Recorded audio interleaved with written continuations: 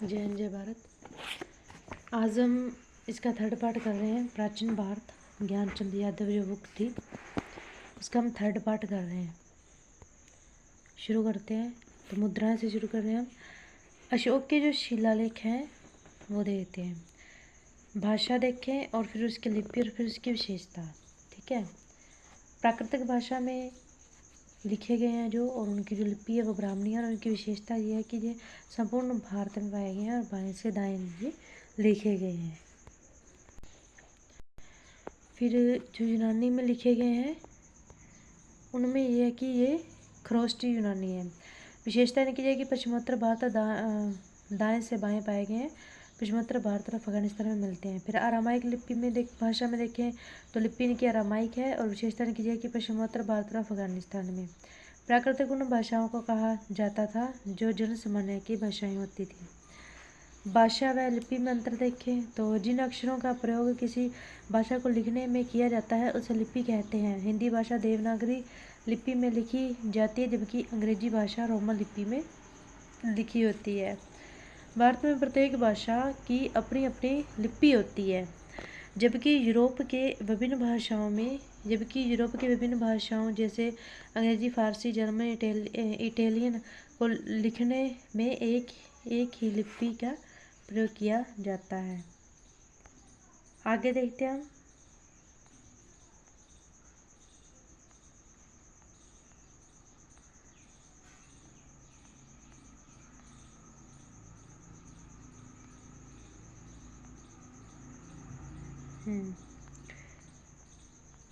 आगे इनकी प्रमुख शब्दावली देखते हैं। आर्कियोलॉजी, तो जो लेख मोहर, प्रशस्त्र स्तंभों, स्तूपों, चट्टानों और ताम्रपत्रों पर मिलते हैं उन्हें अभिलेख कहते हैं। फिर एपिग्राफी देखें तो अभिलेख के अध्ययन का पुरालेख शास्त्र यानी एपिग्राफी कहते हैं। और पैलियोग्राफी अभिलेख तथा दूसरे प्राचीन दस्तावेजों की प्राचीन तिथि के अध्ययन को पुरालिपि शास्त्र यानी पैलियोग्राफी कहते हैं। आगे न्यूमिस्मेटिक्स, सिक्कों के अध्ययन को मुद्रा शास्त्र कहते हैं। ठीक है। मेगालिथ क्या है तो दक्षिण भारत के कुछ लोग मृत व्यक्ति के शव के साथ औजार, हथियार, मिट्टी के बर्तन व अन्य वस्तुएं भी कब्र में दफना देते थे तथा इनके ऊपर एक घेरे में बड़े बड़े पत्थर रख दिए जाते थे। ऐसे समारोह को ही प्राय मेगालिथ यानी महापशान कहते हैं। प्राचीन काल में मानव द्वारा प्रयोग में लाए गए वस्तुएं निर्मित मंदिरों, भवनों के अवशेषों का अध्ययन पुरातत्व कहलाता है। इसका अध्ययन करने वाला पुरातत्ववेत्ता कहलाता है। मुद्राओं के भी माध्यम से ऐतिहासिक घटनाओं पर प्रकाश पड़ता है। प्राचीन काल में अधिकांश मोहरें धातुओं की बनाई जाती थी। सिक्कों के अध्ययन को यही मुद्रा शास्त्र कहा जाता है। भारतीय मुद्रा शास्त्र के जनक जेम्स प्रीसेंस थे। महत्वपूर्ण मुद्रा विवरण ज्ञात देखें तो जहाज के चित्रयुक्त सिक्के किसके मिले हैं? कौन सा था? शासक यज्ञश्री सातकर्णी था। धर्मचक्र युक्त कांस्य मुद्रा कौन सा था? शासक मीनांडर। भारत में प्रथम स्वर्ण सिक्के भीम कडफिसेस द्वारा, और शिव, स्कंद, विष्णु आकृति युक्त सिक्के हुविस्क द्वारा। फिर वीणा बजाते हुए चित्रित राजा के सिक्के समुद्रगुप्त द्वारा, और फिर मयूर आकृति युक्त सिक्के कुमारगुप्त द्वारा। फिर बैल आकृति शिव सिक्के स्कंदगुप्त द्वारा। फिर मयूर पर सवार कार्तिकेय स्कंद सिक्के कुमारगुप्त फर्स्ट द्वारा। फिर कालिया व लक्ष्मी अंकित सिक्के मोहम्मद गौरी द्वारा। और फिर टकसाल अंकित सिक्के इल्तुतमिश द्वारा। और फिर सूरज चंद्रमा अंकित सिक्के अकबर द्वारा। और फिर राम व सीता अंकित सिक्के अकबर द्वारा। और फिर बाज व तिथि अंकित स्वर्ण सिक्के अकबर द्वारा। और फिर आना अंकित सिक्के शाहजहां द्वारा। फिर हाथ में शराब अंकित सिक्के जहांगीर द्वारा। फिर हिंदू देवी देवता व हिंदू समत अंकित सिक्के टीपू सुल्तान द्वारा। आगे प्रमुख अभिलेख व शासक हाथी गुम्फा अभिलेख कलिंग राज खारवेल, जूनागढ़ अभिलेख रुद्रदामन, नासिक अभिलेख गौतमी बलश्री, प्रयाग प्रशस्त लेख समुद्रगुप्त, ऐहोल अभिलेख पुलकेशिन सेकंड, मदसौर अभिलेख मालवा नरेश यशोवर्मन, और फिर ग्वालियर अभिलेख प्रतिहार नरेश भोज, और फिर भित्री व जूनागढ़ अभिलेख स्कंदगुप्त, और फिर देवपाड़ा अभिलेख बंगाल शासक विजयसेन। नोट देखें तो भारतवर्ष का सर्वप्रथम उल्लेख हाथी गुम्फा अभिलेख में मिलता है। ठीक है, नेक्स्ट है पुरातात्विक स्तंभ अभिलेख व उनके तथ्य। तो स्तंभ लेख, फिर स्थल, फिर समय, फिर संबंध व्यक्ति, और फिर अभिलेख की विषय वस्तु क्या है। बौद्ध स्तंभ लेख कहाँ मिला है? बरहूत मध्य प्रदेश में मिला है। समय इसका संकाल था। संबंध व्यक्ति देखें तो राजा वासुदेव, और अभिलेख की विषय वस्तु देखें तो शुंग वंश का प्रारंभिक स्रोत है। सेकंड है गरुड़ स्तंभ लेख, तो इसका स्थल कौन सा? बेसनगर विदिशा मध्य प्रदेश। समय देखें तो शुंग सेकंड, और फिर संबंधित व्यक्ति देखें तो भागभद्र, और फिर अभिलेख की विषय वस्तु देखें तो नैतिक शिक्षा की युक्ति द्वारा आत्म संयम, त्याग व सतर्कता में तीनों नैतिक कार्य स्वर्ग का पक्ष प्रस्तुत करते हैं। आगे है थर्ड है प्रयाग प्रशस्ति स्तंभ लेख, और इसका स्थल देखें तो प्रयाग इलाहाबाद। समय देखें तो गुप्तकालीन, और फिर संबंध व्यक्ति देखें तो समुद्रगुप्त, और फिर अभिलेख की विषय वस्तु देखें तो समुद्रगुप्त के समय प्रकाशन 1834 ईस्वी में, जिसमें विस्तृत विजयों का यशोगान, जिसकी रचना हरिसेन में किया है। 4 है एरन स्तंभ लेख है। स्थल देखें तो एरन मध्य प्रदेश। समय देखें तो गुप्तकालीन, और फिर संबंध व्यक्ति देखें तो समुद्रगुप्त, और फिर अभिलेख की विषय वस्तु देखें तो समुद्रगुप्त के व्यक्तिगत मामलों की सूचना देता है, और जो है वह धर्मी शैली में है। 5 है मथुरा स्तंभ लेख। स्थल देखें तो मथुरा उत्तर प्रदेश में। समय देखें तो गुप्तकालीन, संबंध व्यक्ति देखें तो चंद्रगुप्त सेकंड, और फिर विषय वस्तु देखें तो प्रथम गुप्त अभिलेख, जिसमें गुप्त सामंत का सबसे पहला वर्ष वर्णित है। वैष्णव धर्मी गुप्त सम्राट की धार्मिक सहिष्णुता पर प्रकाश पड़ता है। महेश्वर समुदाय के उदिताचार्य का वर्णन मिलता है। 6 है मेहरौली स्तंभ लेख। इसका देखें तो यह कहाँ है? मेहरौली दिल्ली में है, और इसका समय देखें तो गुप्तकालीन है। चंद्रगुप्त सेकंड शासक है। विषय वस्तु मूलतः व्यास के समीप विष्णुवाद पहाड़ी पर स्थित था, जो वर्तमान में कुतुब मीनार के पास है, और तत्कालीन धातु विज्ञान का उदाहरण है। चंद्रगुप्त द्वितीय के दिग्विजय अभियानों एवं उसके द्वारा सिंधु के 7 युद्धों को पार कर बाल टीकों पर विजय प्राप्त करने का विवरण मिलता है। 7 है बिलसड स्तंभ लेख, और यह कहाँ पर है? तो बिलसड एटा में है। इसका समय देखें तो गुप्तकालीन है। शासक देखें कुमारगुप्त फर्स्ट है। कुमारगुप्त फर्स्ट का प्रथम लेख, जिसमें गुप्त सम्राटों की वंशावली का विवरण है। कार्तिकेय मंदिर का उल्लेख है। आगे भित्री स्तंभ लेख, यह कहाँ है? तो भित्री गाजीपुर में है, और इसका समय देखें तो गुप्तकालीन है। शासक देखें तो स्कंदगुप्त है। हुनों से किए गए स्कंदगुप्त के पराक्रमी युद्ध एवं उसके द्वारा विष्णु मूर्ति की स्थापना का उल्लेख है। 9 है बिहार स्तंभ लेख। यह कहाँ है? तो बिहार श्री पटना में है। समय देखें तो गुप्तकालीन है, और इसका शासक देखें तो स्कंदगुप्त है। विवरण देखें तो स्कंदगुप्त द्वारा अश्वमेध किए जाने का तथा एक स्तूप निर्माण करने का उल्लेख है। आगे 10 है एरन स्तंभ लेख, और कहाँ है यह? तो मध्य प्रदेश एरन सागर पर है। इसके संबंधित वंश देखें तो गुप्तकालीन है, और जहाँ शासक कौन था? बुद्धगुप्त था। इसकी विषय वस्तु देखें तो इसमें चतुर्मुखी भगवान विष्णु का सर्वप्रथम अभिलेखीय प्रमाण तथा भगवान विष्णु की महिमा में महाराजा मात्र विष्णु एवं धन्य विष्णु द्वारा ध्वज स्तंभ के निर्माण का वर्णन प्रस्तुत करता है। सप्ताह के दिनों के नामों का प्रारंभिक प्रयोग इसमें हुआ है। आगे एरन स्तंभ लेख, तो एरन सागर मध्य प्रदेश में गुप्तकालीन, और फिर भानुगुप्त इसका शासक था। इस समय महान पराक्रमी गोप राजा के रणभूमि में शहीद हो जाने एवं उसकी पत्नी द्वारा अपने पति को चिता पर सती हो जाने का प्रथम उल्लेख मिलता है। आगे है तालगुंडा स्तंभ लेख। यह कहाँ है? तो यह मैसूर शिमोगा में है, और इसका समय देखें तो गुप्तकालीन है। शासक देखें तो शांतिवर्मन मयूर शर्मन। ठीक है, शांतिवर्मन। ठीक है, दक्षिण के कतंबों के इतिहास अध्ययन का महत्वपूर्ण स्रोत है। कतंब शासक मयूर शर्मन के पल्लवों से संघर्ष का उल्लेख तथा रचयिता कवि के रूप में रचयिता कवि के रूप में कुब्ज का उल्लेख है। आगे है कि जिन सिक्कों में मुद्राओं पर कोई लेख नहीं होता था, केवल आकृतियां विद्यमान होती थी, उन्हें पंचमार्ग हस्त सिक्के कहा जाता था। यूनानी शासकों ने सर्वप्रथम सिक्कों पर लेख एवं तिथियावतीर्ण करने की परंपरा की नींव रखी थी। मौर्य शासकों ने सर्वाधिक सिक्के जारी किए। सर्वाधिक सोने के शुद्ध सिक्के कुषाण शासकों ने प्रचलित किए। सर्वाधिक मात्रा में सोने के सिक्के गुप्त शासकों ने जारी किए। सातवाहन शासकों ने शीशे के सिक्के जारी किए। स्मारक भवन देखें तो विभिन्न स्मारकों के माध्यम से तत्कालीन समाज की धार्मिक, आर्थिक तथा राजनीतिक स्थितियों का बोध प्राप्त होता है। मोहनजोदड़ो की खुदाई से सिंधु सभ्यता के संदर्भ में पता चलता है। दक्षिण भारत में अरिकमेंडू नामक स्थान की खुदाई में रोम भारत के व्यापारिक संबंधों का पता चलता है। आगे है मूर्तियाँ।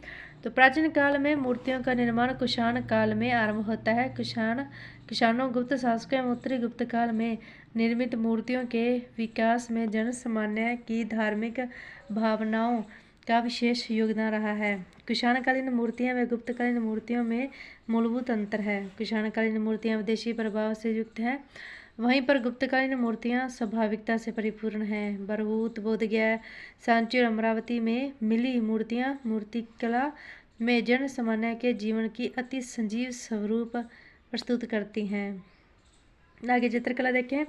चित्रकला से बीते समय के जीवन के विषय में जानकारी मिलती है। जनता के चित्रों में मानवीय भावनाओं की सुंदर अभिव्यक्ति मिलती है। चित्रों में माता और शिशु या मरणशील राजकुमारी जैसे चित्रों से गुप्तकाल की कलात्मक पराकाष्ठा का पूर्ण प्रमाण मिलता है। आगे विदेशी विवरण।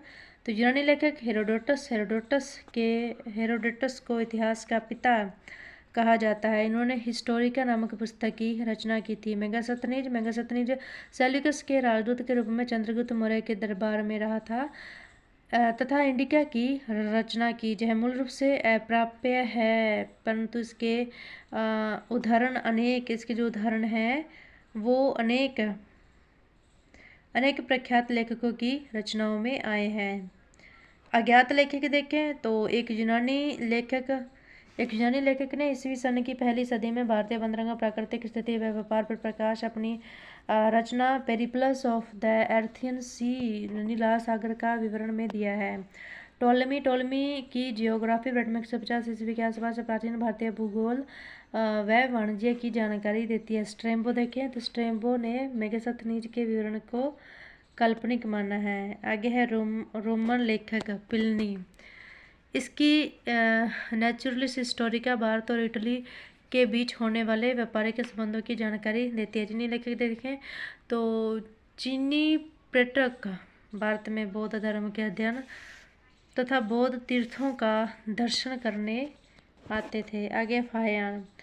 जब चंद्रगुप्त सेकंड के शासनकाल में भारत आया, उसने फूको की रचना की, जिसमें गुप्त काल में भारत के सामाजिक, आर्थिक व धार्मिक स्थिति पर प्रकाश डाला। हवेसांग युआनचांग जय हर्षवर्धन के समय 629 ईस्वी ईसा पूर्व में भारत आया, ठीक है। और सीयू की रचना की। हेनसांग के मित्र व्हीली ने हेनसांग की जीवनी लिखी थी। इसने हर्षकालीन राजनीति के साथ साथ धर्म, रीति रिवाज एवं समाज का भी वर्णन किया। इति सिंह देखें तो जो 7वीं शताब्दी में भारत आया तथा नालंदा व विक्रमशिला विश्वविद्यालयों का वर्णन किया। अरबी लेखक देखें तो सुलेमान, वह 9वीं शताब्दी में भारत आया तथा पाल व प्रतिहार शासकों के बारे में लिखा। आगे अलब्रूनी ब्रिटेन में महमूद गजनवी के समकालीन ने तहकीक ए हिंद यानी किताब उल हिंद की रचना की, जिसमें भारत के निवासियों की दशा का वर्णन किया है। आधुनिक लेखक देखें तो 1776 में मनुस्मृति का अंग्रेजी अनुवाद ए कोड ऑफ जेंटुलॉज के नाम से कराया था। सर विलियम जोन्स बैटमैन एशियाटिक सोसाइटी ऑफ बंगाल के संस्थापक ने 1789 में अभिज्ञान शाकुंतलम का अंग्रेजी में अनुवाद किया। विल्सन ने 1785 में भगवत गीता का अंग्रेजी में अनुवाद किया। विंसेंट ऑर्थर स्मिथ की पुस्तक अर्ली हिस्ट्री ऑफ इंडिया में प्राचीन भारत का सुव्यवस्थित इतिहास प्रस्तुत किया गया है। ब्रिटिश इतिहासकार एल बेशम ने वंडर दैट वाज इंडिया लिखी और डी.डी. कौशाम्बी की कृति an introduction to the study of Indian history, प्राचीन भारतीय इतिहास जानने का एक उत्तम स्रोत है, ये लिखी थी। ठीक है, अब हम पीछे चलते हैं, जो हमारे पार्ट छूट गए थे उससे करते हैं। अब देखते हैं विदेशी यात्रियों का विवरण। ठीक है, तो सर्वप्रथम आते हैं यूनानी यात्री। सिकंदर से पहले के भारतीय लेखक, इसमें थे फर्स्ट टेसियस थे और सेकंड हेरोडोटस थे। फिर सिकंदर के साथ भारतीय लेखक कौन कौन से थे? नियाकर्स, आर्नेसिक्टियस, फिर असिटोबुलस थे।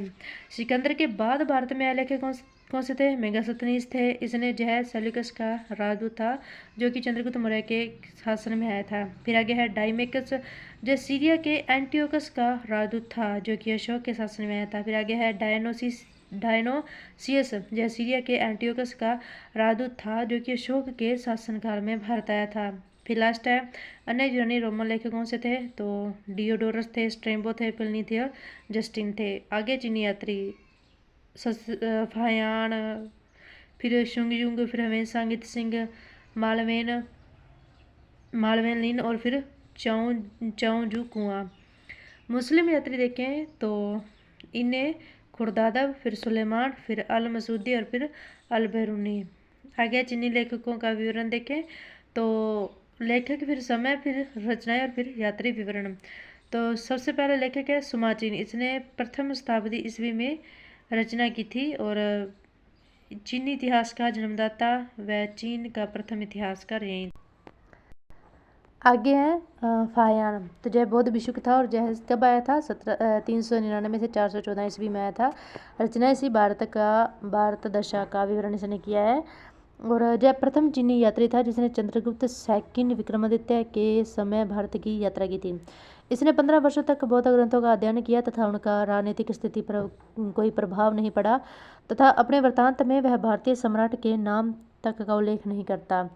इसने गुप्तकाल में वस्तु विनिमय का माध्यम कौड़ियाँ तथा चंद्रगुप्त मौर्य के राजप्रसाद को देव निर्मित बताया है। इसने चंडालों की सामाजिक स्थिति का वर्णन किया, जो गांव या नगर के बाहर रहते थे और अपने आगमन के समय घंटी या फिर डंडा पीटते थे। आगे शुनयुंग, तो जब 1512 से 13 ईस्वी में आया था और इसका विवरण है कि इसने बंगाल व बिहार के तत्कालीन राजनीतिक, आर्थिक व धार्मिक स्थितियों का वर्णन किया था। फिर आया था कासमास 535 से 547 ईस्वी। क्रिश्चियन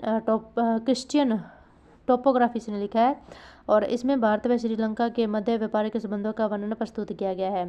फिर आगे हवेनसांग 629 से 643 ईस्वी तक आया था और जो है इसने सी यू की बढ़ने पाश्चात्य संसार के लेख लिखा है। जय सम्राट हर्षवर्धन के समय भारत आया। इसने 13 वर्ष भारत में निवास करते हुए नालंदा विश्वविद्यालय में अध्ययन किया तथा कुछ समय वर्ष के दरबार में रहा। इसने हर्ष को शिलादित्य की उपाधि से विभूषित किया। दक्षिण भारत को छोड़कर संपूर्ण भारत का लगभग भ्रमण किया। यह यात्रियों के सम्राट के नाम से भी जाना जाता है। आगे हम हवली देखें तो कब आया? 7वीं शताब्दी में आया और हवेनसांग की जीवनी पर इसने लिखा है। हवेनसांग का प्रसिद्ध मित्र था जिसने हवेनसांग की जीवनी लिखी है। आगे है सिंह, 671 से 695 ईस्वी में आया और प्रसिद्ध बौद्ध भिक्षुओं की आत्मकथाएं लिखी है इसने। चीनी बौद्ध यात्री जो नालंदा विश्वविद्यालय में अध्ययनरत रहा तथा इसके बारे में कहा जाता है कि वह त्रिपिटकों की 400 प्रतियां अपने साथ ले गया। भारतीय समाज की धार्मिक एवं आर्थिक दशाओं पर इसके वृत्तांत से प्रभाव पड़ता है। वह इससे नालंदा जैसे शिक्षा केंद्रों की शिक्षा प्रणाली व व्यवस्था का ज्ञान होता है। आगे है मातवेन लिन। जय कब आया? तो जय 7वीं शताब्दी में आया और इसका रचना इसकी पता नहीं है। हर्षवर्धन की पूर्वी भारत के आक्रमण अभियान का वर्णन इसने किया है। फिर आगे है चाऊ यू कुआं, तो जो है 1225 से 1254 ईस्वी में आया और इसने चू फाची लिखा है चू फाची लिखा है जी इसने। और इसमें 13वीं शताब्दी के चीनी अरबी व्यापार पर प्रकाश पड़ता है। ठीक है, आगे जो बताए गए हैं लेखक जो बताए गए हैं नेक्स्ट वाले,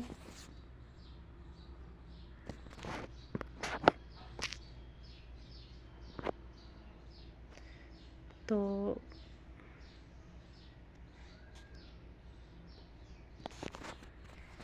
इसमें बताए गए हैं प्राचीन भारत इतिहास के स्रोत, ठीक है, पुरातात्विक स्रोत और फिर साहित्यिक स्रोत। इसको मोटा मोटा कर लेते हैं रीड।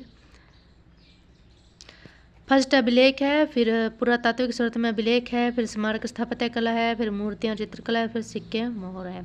और साहित्यिक स्रोत में देखें तो सर्व प्रमुख है इसमें भारतीय साहित्य और फिर विदेशी साहित्य है। भारतीय साहित्य में देखें तो इसको दो भागों में बांटा है, धार्मिक साहित्य ग्रंथ और फिर लौकिक साहित्य ग्रंथ।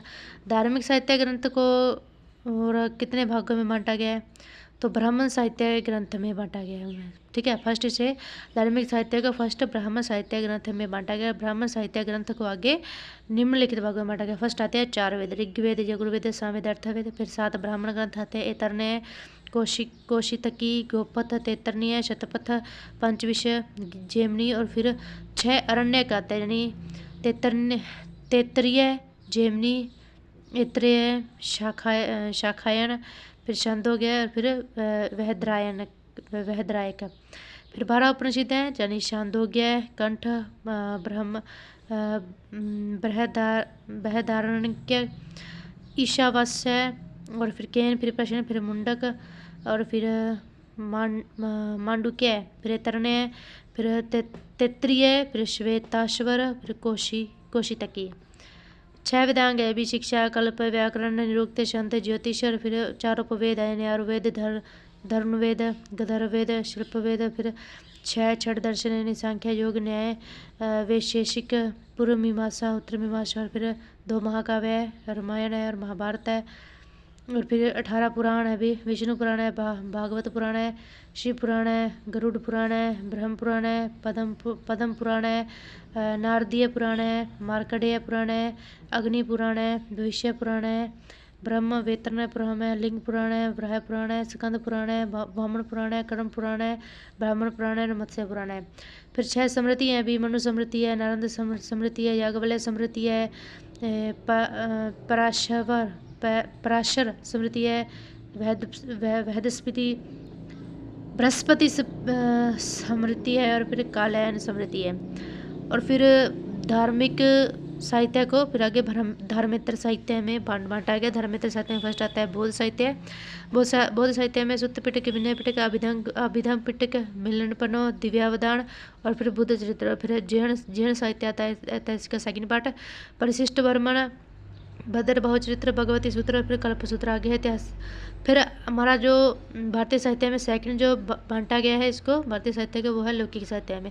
लौकिक साहित्य में फर्स्ट आता है ऐतिहासिक साहित्य, यानी कौटिल्य का अर्थशास्त्र, कल्हण की राजतरंगिणी, पाणिनि की अष्टाध्यायी, विशाखादत्त का मुद्रा राक्षस, कालिदास का अभिज्ञान शाकुंतलम, फिर मालविका का अग्निमित्रम, रघुवंश, मेघदूत, बाणभट्ट का हर्षचित्र, कादम्बरी।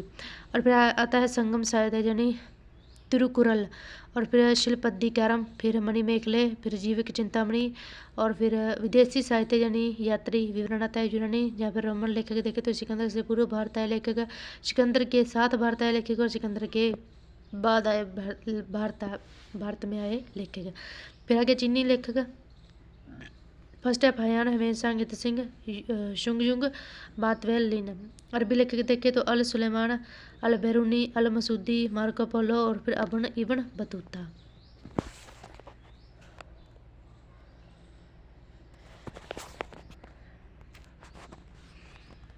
अभी हम नेक्स्ट जाते हैं। हाँ, तो ये सभी लेखक हमने कर लिए थे। अब हम देखते हैं इसके आधुनिक लेखक। आधुनिक लेखक जो हैं इसमें 1776 ईस्वी में मनुस्मृति का अंग्रेजी अनुवाद ए कोड ऑफ जेंटुलोज के नाम से कराया गया।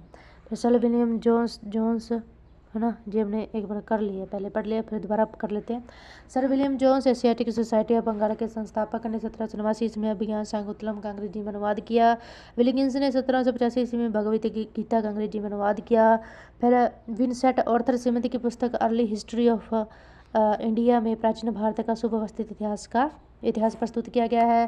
फिर ब्रिटिश इतिहासकार A.L. बेशम ने वंडर दैट वाज इंडिया लिखी है। और फिर डी कौशाम्बी की कृति an introduction to the history of India,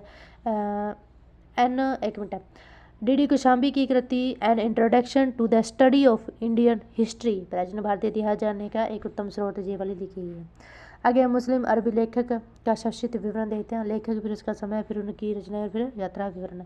सबसे पहले आता है हमारा इब्ने खुर्दादब। इसका समय देखें तो 864 ईस्वी है। रचनाएं देखें तो किताबुल मसालिक बल ममालिक। इनका वर्णन देखने में क्या है तो इसमें 9वीं शताब्दी के समय के राजनीतिक सामाजिक दशा, संचार मार्गों व राज्यों का वर्णन प्रस्तुत किया गया है। आगे जो हमारा लेखक है वह सुलेमान। इसके समय देखें तो 9वीं शताब्दी। रचना देखें तो सिलसिला उत्तवारिख। यात्रा विवरण देखें तो इसने राजपूत राज्यों का वर्णन किया है। बंगाल के प्रसिद्ध मखमल की गुणवत्ता के बारे में कहा कि पूरा थान अंगूठी के छेद से गुजर जाता था। जयफारस की खाड़ी से होकर भारत व चीन की यात्रा करने वाला एक अरबी लेखक था। नेक्स्ट हमारा था अल बिलादुरी। 9वीं शताब्दी में आया था। इसने फुतुहल बुल्दान लिखा है। भारत पर अरब आक्रमण एवं बिंदुओं की एकता के फलस्वरूप अरबों द्वारा भारत के अनेक प्रदेश छोड़ने का उल्लेख इसमें किया गया है। नेक्स्ट है अल मसूदी, यह 957 ईस्वी में आया है। इसने लिखी है महरुल जहान। यह बगदाद का रहने वाला था। इसने Iraq, Bharat, Asia minor, Africa, Sudan, चीन, आर्मेनिया, तिब्बत देशों का भ्रमण किया और प्रतिहार, पाल व राष्ट्रकूट नरेशों के मध्य स्वाभाविक शत्रुता एवं राजनीतिक प्रतिस्पर्धा का वर्णन किया। अल बरूनी, ब्रिटेन में अबू हैरान मोहम्मद बिन अल बरूनी 1024 से 1030 ईस्वी तक आया है और इसने जो लिखी है पुस्तक वो है तहकीकात ए हिंद, किताबुल हिंद। और इसके विवरण देखें तो यह महमूद गजनवी के सोमनाथ आक्रमण के समय भारत आया था और यह महान गणितज्ञ एवं ज्योतिषविद था जिसने 4 जातियों को लेकर करते हुए शूद्रों की सबसे वहद सूची दी थी। ब्राह्मण हत्या को ब्रज हत्या की संज्ञा देकर महानतम अपराध की श्रेणी में रखा और इसमें मृत्युदंड में से ब्राह्मणों को छूट होने का उल्लेख अपने वर्णन में किया है। नेक्स्ट आता है हमारा प्रागैतिहासिक काल। ठीक है, अब हम करेंगे प्रागैतिहासिक काल। तो मानव की उत्पत्ति व विकास। तो अधिकांश विद्वानों का मत है कि आज से लगभग 10 लाख वर्ष पूर्व या इससे भी पहले पाइन मेटस ब्राइट में नर वानर से ही ऐसे प्राणी का जन्म हुआ जो मानव के समान था। धीरे धीरे ये प्राणी वृक्षों से उतरकर अपने पिछले पैरों पर खड़े होकर चलना सीख गए और पृथ्वी पर ही रहने लगे थे। इनका जीवाश्म फॉसिल भारत में नहीं मिले हैं। मानव के प्राचीनतम अस्तव का संकेत सेकंड हिमावर्तन काल के बताए जाने वाले सांचों में मिले पत्थर के औजारों से मिलता है। इनका जो काल है वह लगभग 250,000 ईसा पूर्व रखा जा सकता है। प्राइमेट्स क्या है तो प्राइमेट्स का अर्थ नर वानर है। इनके अंतर्गत बंदरों, लंगूरों और वनमानुषों तथा इनके स्तनधारी जीवों को शामिल किया गया है। प्राइमेट्स से ही आधुनिक मानव का विकास हुआ है। ऐसे प्राणी आज से 80 लाख वर्ष पूर्व कहाँ थे? अफ्रीका में निवास करते थे। देखते हैं कि इनका जो काल है ना, जिसका काल लगभग 250,000 ईसा पूर्व रखा जा सकता है। लेकिन हाल ही में महाराष्ट्र के बुरी नामक स्थल से जिन तथ्यों की रिपोर्ट मिली है उनके अनुसार मानव की उत्पत्ति और भी पहले 14 लाख वर्ष पूर्व रखी जाती है। इस विषय पर और खोज की आवश्यकता है। ज्ञातव्य हो गया अफ्रीका की अपेक्षा भारत में मानव बाद में बसे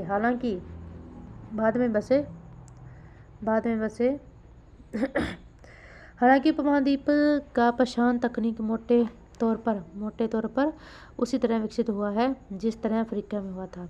जिस काल की जानकारी के लिए लिखित और प्रामाणिक साधन उपलब्ध हैं उसे विद्वानों ने ऐतिहासिक काल का नाम दिया है तथा जिस काल में जानकारी के लिए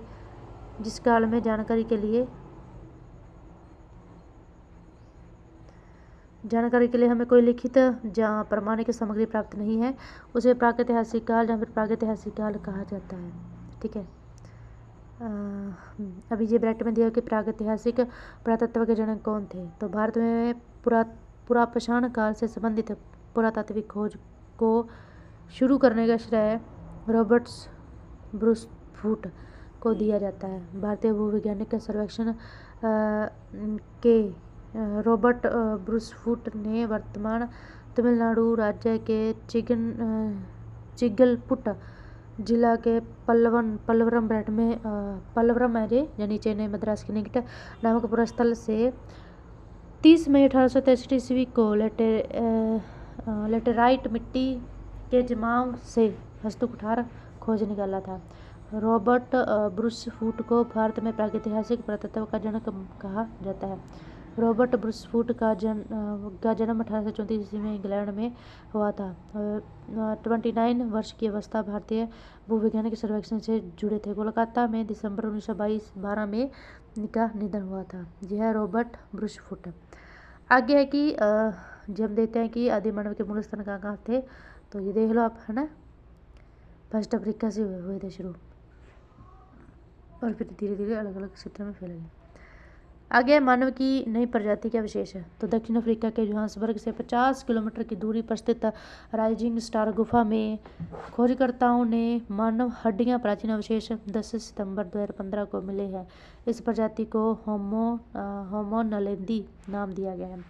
शोध से जुड़े वैज्ञानिक प्रो ली बर्गर ने कहा है कि बर्गर ही है क्या ने कहा है कि यह आधुनिक मानव की प्रारंभिक प्रजाति ब्रेट में जीनस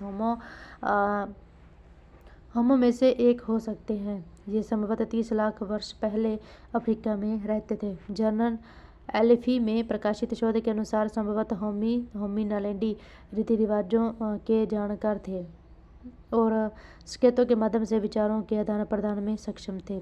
कंकालों की जांच में उनकी खोपड़ी आधुनिक मानव जैसी पाई गई है। हालांकि उनकी मस्तिष्क की कोहरी आधुनिक मनुष्य की तुलना में छोटी व गोरिल्ला जैसे वानरों जैसी है।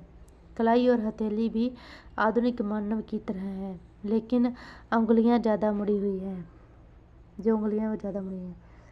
आगे देखते हैं कि आधुनिक मानव का क्रमिक विकास कैसे। सर्वप्रथम थे होमोनिडस। प्लेस्टोसीन युग यानी हिमकाल में सर्वप्रथम जन्म स्थान अफ्रीका था और अर्ध उत्थान मुद्रा में चलने वाले रामापिथेकस कहलाई। फिर आगे आते हैं ऑस्ट्रेलोपिथेकस। ये दक्षिणी वानर थे और ये प्रथम वानर मानव जो सीधा चलता था। इसे प्रोटो मानव या फिर आद्य मानव कहते हैं। आगे होमो हेबिलिस यानी कारीगर मानव। दक्षिण अफ्रीका के प्रथम वास्तविक मानव पत्थरों को औजार के रूप में प्रयोग किए। आगे होमो इरेक्टस, ठीक है, यानी सीधा खड़ा होकर चलने वाला मनुष्य। इन्हें पिथिकाथ्रोपस इरेक्टस यानी ब्रेट में सीधा खड़ा वानर मानव कहा गया है। जो पत्थर का हस्तकुठार ब्रेट में हेडेक्स का निर्माण तथा अग्नि का आविष्कार किए। भारत में नर्मदा नदी के हथनोरा स्थल से मानव कपाल के साक्ष्य मिले हैं। आगे है होमो सैपियन निएंडरथल यानी बुद्धिमान मनुष्य। जर्मनी के निएंडरथल घाटी के आधार पर नामकरण। मृतकों का अंतिम संस्कार करने वाला प्रथम मानव। आगे है होमो सैपियंस आधुनिक मानव है जो फ्रांस के शिलाश्रय से प्राप्त कंकाल साक्ष्यों को क्रोमेगन कहा गया और गुफा चित्रकारी व हाथी दांत की छोटी मूर्तियां बनाने में निपुण 3 मानव प्रजातियां हैं। फर्स्ट है काकेसस और फिर मंगोलायड और फिर निग्राइड के आविर्भाव के पूर्व संकेत है। ठीक है, जब पृथ्वी का भौगोलिक इतिहास देखें, प्राचीन इतिहास, तो कैम्ब्रियन का युग, कैम्ब्रियन पूर्व युग यानी पृथ्वी का जन्म, पुरानी चट्टानों का निर्माण। फिर आगे आते हैं पैलियो जो भौगोलिक युग है। ये साफ नहीं दे रहा है, बहुत ही बड़े बड़े और थोड़े से अजीब से नाम है। फर्स्ट आता है कैम्ब्रियन, तो भारतीय विद्या व धारवाड़ पहाड़ी का उदय था इसमें। फिर आता है आर्डोविशियन और मेरुदंडीय जीवों का विकास। फिर आता है सेल्यूरियन फेफड़े वाले जीव व मछलियों का विकास में हुआ था जन्म। और फिर आगे आता है डिबोनियन यानी जलीय व स्थलीय जीवों का उदय हुआ था इसमें। फिर आता है कार्बोनिफेरस रीढ़ की हड्डी वाले जंतु का उदय यानी कोयला युग था ये। और आगे आता है परमियन, इसमें आधुनिक कीटों का आगमन हुआ था। फिर आगे आता है मेसोजोइक युग। हाँ, तो इसमें फर्स्ट आता है ट्रियासिक, तो रेंगने वाले जीवों का काल था। फिर जुरेसिक डायनासोर की उत्पत्ति थी और फिर क्रिटेशिया यानी डायनासोर की विलुप्ति थी। फिर आगे आता है हमारा ये टर्सरी युग आता है यानी पैलियोसिन युग आता है इसमें। छोटे स्तनपायी चूहे का जन्म होता है। फिर आता है ईसोसिन, यानी खरगोश गेंडा सूअर का उदय होता है। फिर आता है आगे ओलिगोसिन, यानी मानव समान मनुष्य जंतु। और फिर आता है मायोसिन, यानी मानुष का उदय। और फिर आता है प्लेयोसिन, यानी आणविक मानव के पूर्वज। आगे है जिनोगोथिक युग, क्वाटरनी यानी प्लीस्टोसिन। और फिर यानी हिमयुग। और फिर आता है होलोसिन। तो हिमयुग देखे तो आदि मानव, ब्रैकेट में रामापिथेकस का अफ्रीका में उदय। और फिर आधुनिक मानव होमो सैपियन का उदय। ठीक है, फिर यह है कि हाँ, फिर हिमयुग के बारे में लिखा हुआ है कि भारत में पुरातन युगीन सभ्यता का, एक मिनट, भारत में पुरातन युगीन सभ्यता का विस्तार प्लीस्टोसिन यानी हिमयुग में हुआ। ठीक है, फिर आगे दे रखा है कि संक्रमण काल 20वीं शताब्दी के मध्य नए युग एंथ्रोपोसिन की खोज वर्ष 2017 में की गई। फिर आगे है एंथ्रोपोसिन शब्द। एंथ्रोपोसिन शब्द का सर्वप्रथम प्रस्ताव 2002 को रसायन विज्ञान में नोबेल पुरस्कार विजेता पॉल क्रूजेल ने दिया था। ठीक है, फिर आगे आता है कि आगे हम देखते हैं इसी के साथ जो हमारा नेक्स्ट है कि हमें कोई लिखित जहाँ प्रमाणिक सामग्री प्राप्त नहीं है उसे प्रागैतिहासिक काल या फिर प्रागैतिहासिक काल या फिर काल कहा जाता है। आगे हमारा जो आता है वो है प्रशस्तर युग या फिर पाषाण या फिर आदि मानव। तो प्रागैतिहासिक काल के जो औजार एवं हथियार प्राप्त हुए हैं वे पत्थर बेड में पाषाण काल के हैं। इसलिए मानव इतिहास के आरंभिक काल को पाषाण काल की संज्ञा दी गई है। पाषाण काल को 3 भागों में ब्रैकेट में पुरापाषाण काल, मध्य पाषाण काल, नवपाषाण काल में विभक्त किया गया है। अब हम सर्वप्रथम देखेंगे पुरापाषाण काल। तो पुरापाषाण काल देखेंगे सर्वप्रथम, और इसको हम देखते हैं यानी विश्व इतिहास विभाजन। सबसे पहले आता है प्रागैतिहासिक काल। तो लिखित साक्ष्य का अभाव था इसमें, और इसी को हम 2 भागों में बांटते हैं। पुरापाषाण और 3 लाख वर्ष पहले था, और फिर नवपाषाण 10,000 बिफोर क्राइस्ट यानी ईसा पूर्व था। ठीक है, और पुरापाषाण 3 लाख वर्ष पहले देखें तो प्रथम मानव प्रजाति का प्रादुर्भाव 2.5 लाख वर्ष ईसा पूर्व, और आग का आविष्कार 1 लाख ईसा पूर्व में हुआ। फिर आगे हमारा बिफोर क्राइस्ट यानी 10,000 बिफोर क्राइस्ट, कृषि का आरंभ 10,000 बिफोर क्राइस्ट में हुआ। फिर आगे जो हमारे समय चलता है वह है प्राचीन काल यानी 3,000 बिफोर क्राइस्ट ईसा पूर्व। इसमें हम देखते हैं कि लेखन कला का आविष्कार 3,000 बिफोर क्राइस्ट। फिर रोम साम्राज्य का पतन होता है 476 AD यानी ईस्वी में। 476 में रोम साम्राज्य का पतन होता है, और उसके बाद मध्यकाल की क्या होती है, शुरुआत होती है। किसकी होती है शुरुआत? मध्यकाल की शुरुआत होती है।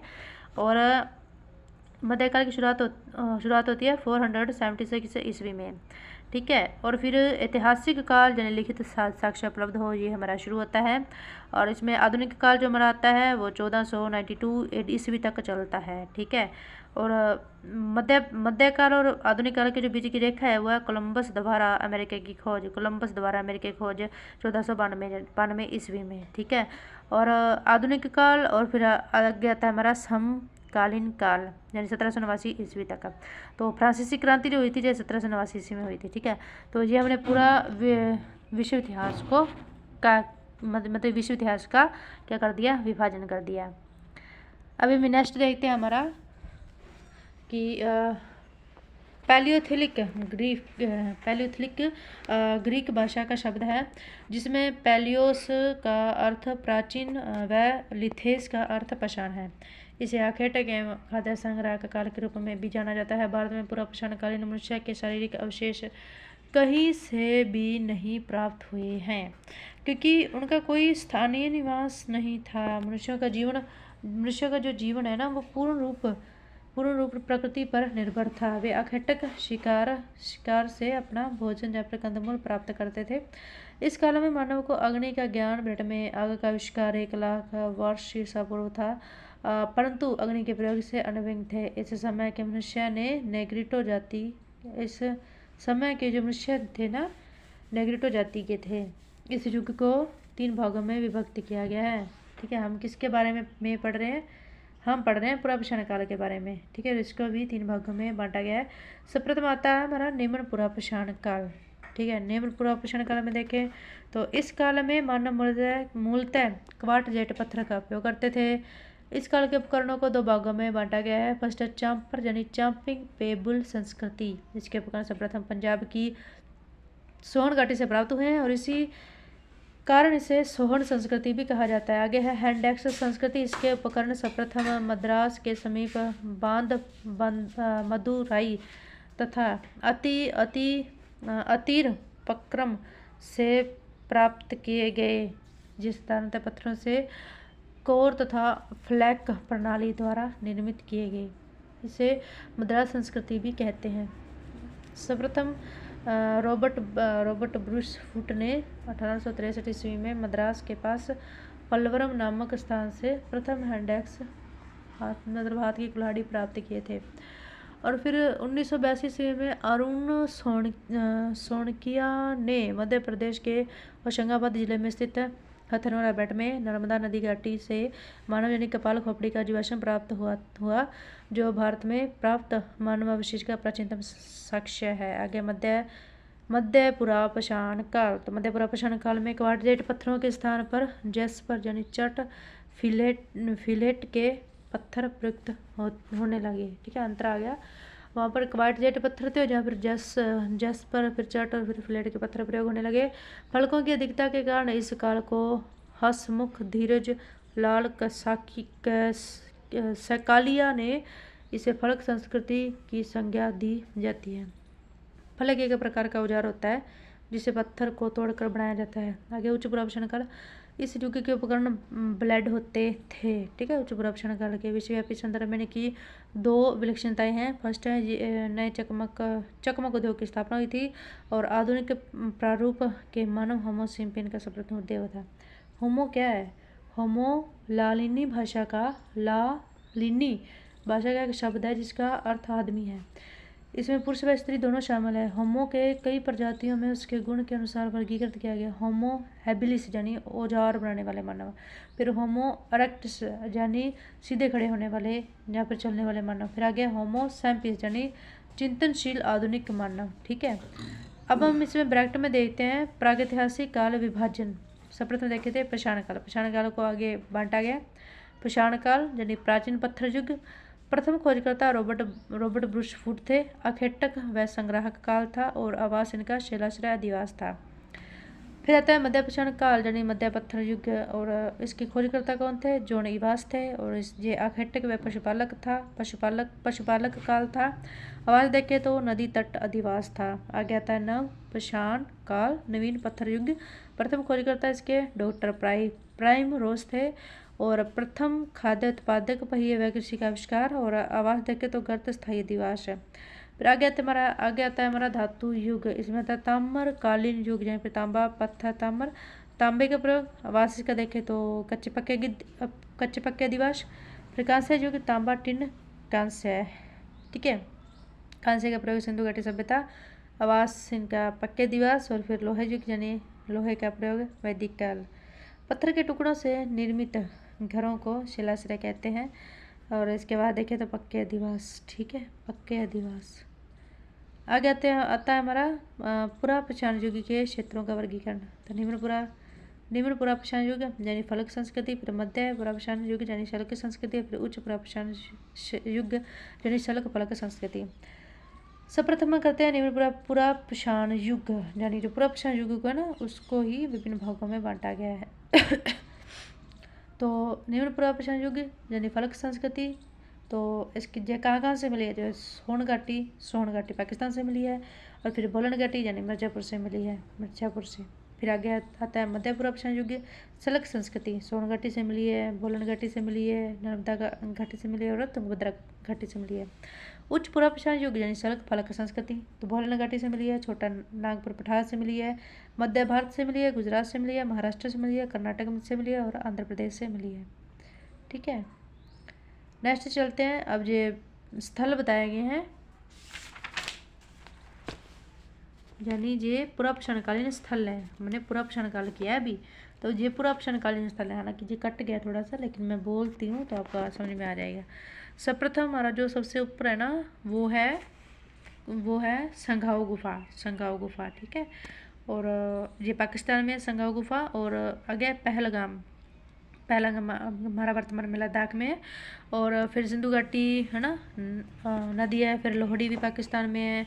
डिडवाना राजस्थान में है। फिर ये बोलन घाटी यूपी में है। इलाहाबाद। फिर लोहदा नाला उत्तर प्रदेश के मिर्जापुर की बोलन घाटी से पशुओं के अवशेष प्राप्त हुए हैं। कौन से काल में? पुरापाषाण काल में यहाँ से ये वाले स्थल प्राप्त हुए हैं, पशुओं के अवशेष प्राप्त हुए हैं, ठीक है।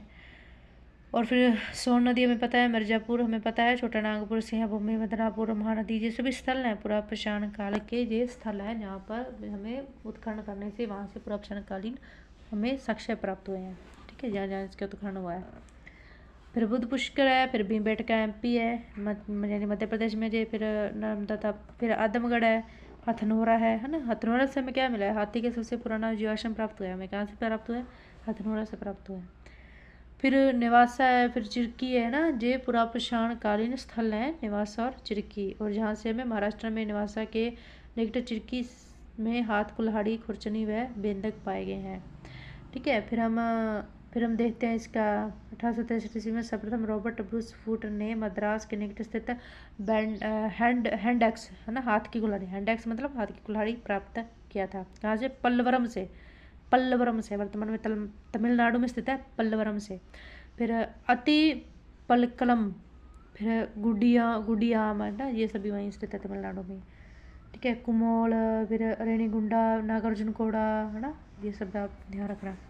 फिर आगे की भारत में पुरापाषाण युगीन सभ्यता का विकास प्लीस्टोसीन युग यानी हिमयुग में हुआ। और इस युग में पृथ्वी का सतह बर्फ से ढका था। आगे तक पुरापाषाण कालीन स्थल देखते हैं हम। स्थल, फिर राज्य, फिर प्राप्त साक्ष्य, फिर, ठीक है। भीमबेटका मानव का सर्वप्रथम चित्रकारी के प्रमाण मिले हैं यहाँ से, ठीक है। स्थल, राज्य, प्राप्त साक्ष्य। पहलगाम कश्मीर, प्राप्त साक्ष्य। लिद्दर नदी के निकट हाथ की कुल्हाड़ी प्राप्त हुआ। आगे पोतवार यानी पिंडी दोग, पंजाब पाकिस्तान, हस्तकुठार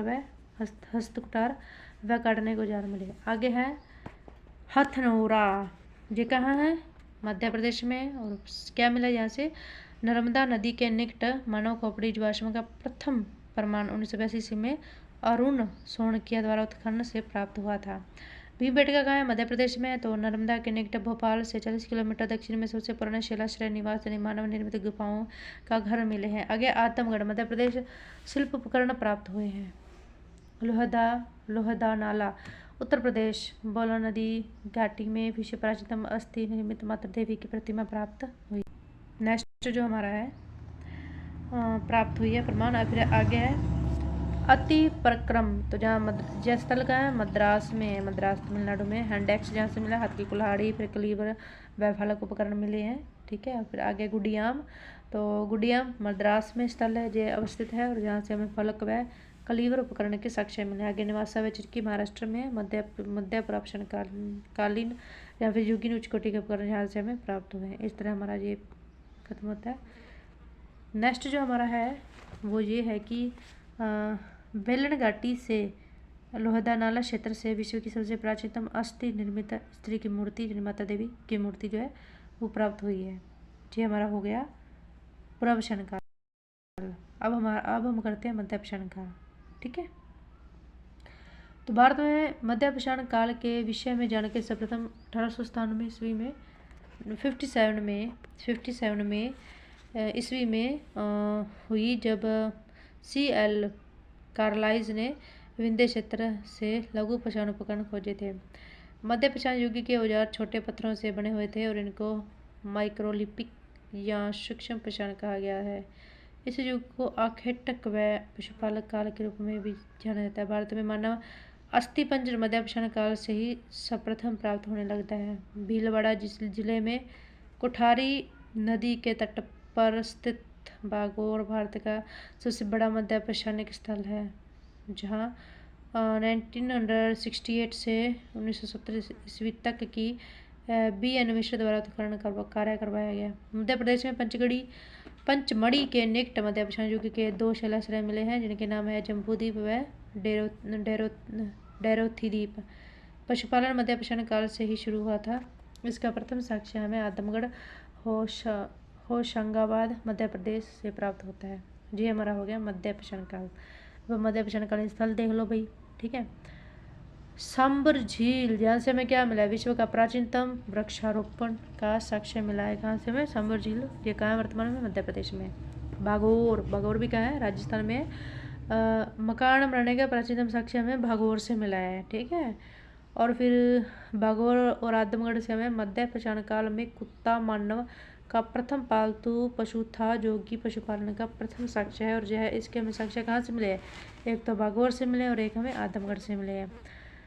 फिर भाई बताया गया है कि महदहा एक ही कब्र से त्रिमानव समाधि के साक्ष्य मिले हैं महादहा से।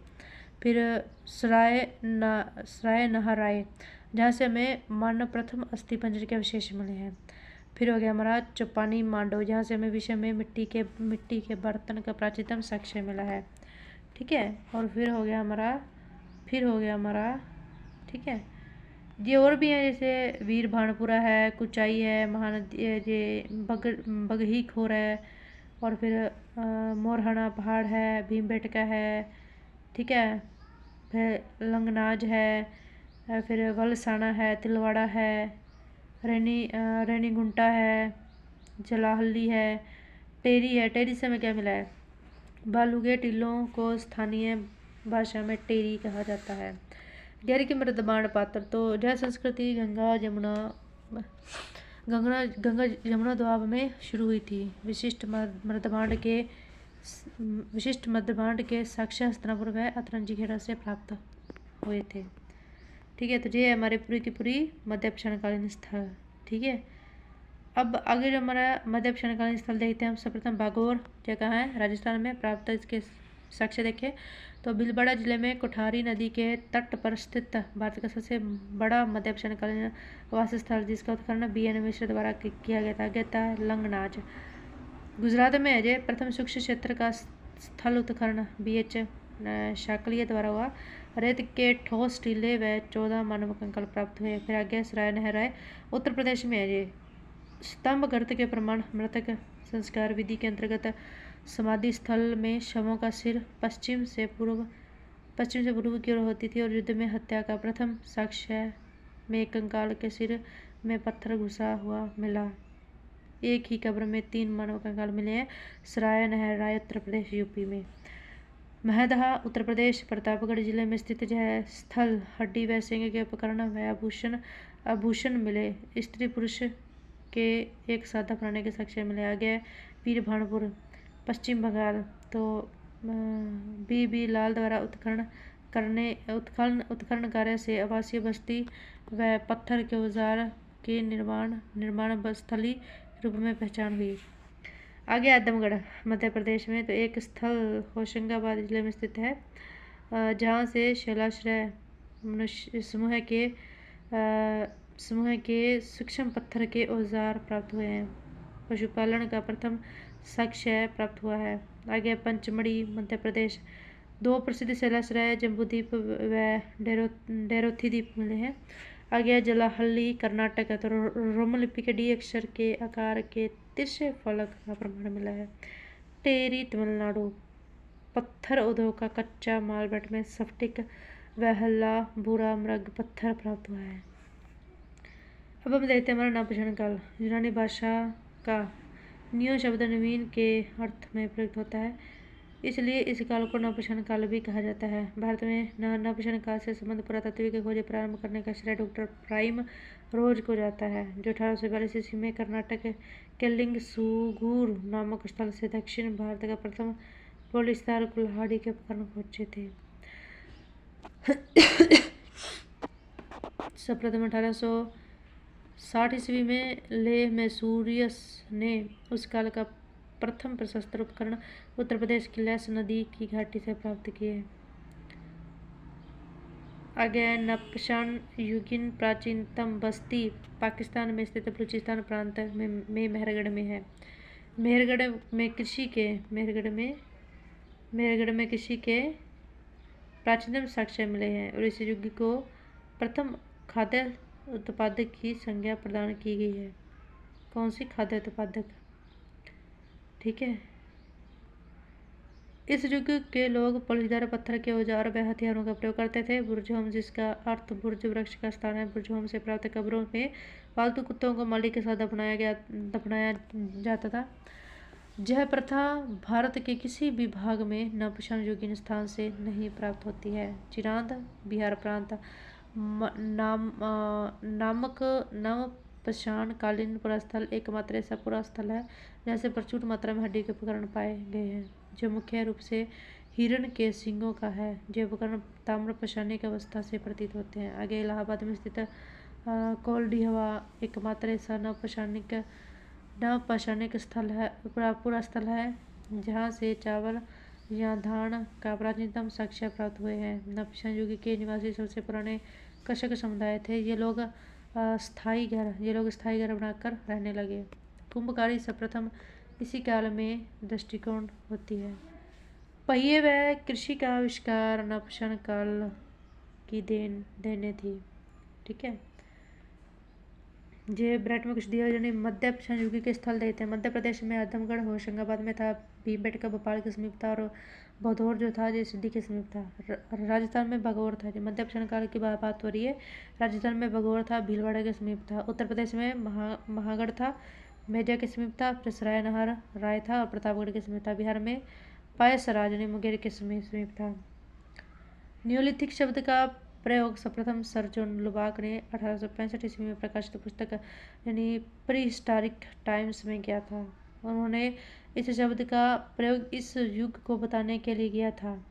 इस युग में पत्थर के उपकरण अधिक कुशलता से और अधिक रूपों में बनाए गए और उन पर पॉलिश भी की गई।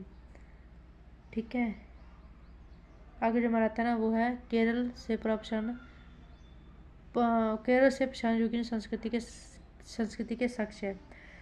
तो 19वीं शताब्दी में भूगर्भ शास्त्री रॉबर्ट ब्रूस फूट ने खुदाई के दौरान केरल में कई प्रागैतिहासिक वस्तुओं की खोज की। केरल के उत्तरी हिस्से में हाल ही में हुए खुदाई के दौरान पाषाण युग की संस्कृतियों के अवशेष प्राप्त हुए। केरल के पुरातत्व विभाग के प्रमुख के प्रयासों से केरल में कई प्रापाषाण, मध्यपाषाण और नवपाषाण काल के कई उपकरण एवं पत्थरों पर बने कई साइट उत्तरी केरल से प्राप्त हुए हैं। खुदाई के दौरान पाषाण युगीन कुल्हाड़ी वेमिनल नदी बेसिन जो कोझिकोड में स्थित है प्राप्त हुए हैं, और नुकीले पत्थर और खुरचनी अनख्याम और चिराख्याम नदी बेसिन को चंद्रगिरी में स्थित है, जहाँ से प्रथम बार पुरापाषाण औजार के साक्ष्य मिले हैं। प्रागैतिहासिक बस्तियों में रहने वाले लोग हाथ की कुल्हाड़ी के निर्माण की तकनीक से भी परिचित थे। 1930 से 35 में पुरातत्वविद रिचर्ड उटेन टोड ने प्रथम बार इस क्षेत्र में मध्यपाषाण काल के उपकरण की खोज की थी।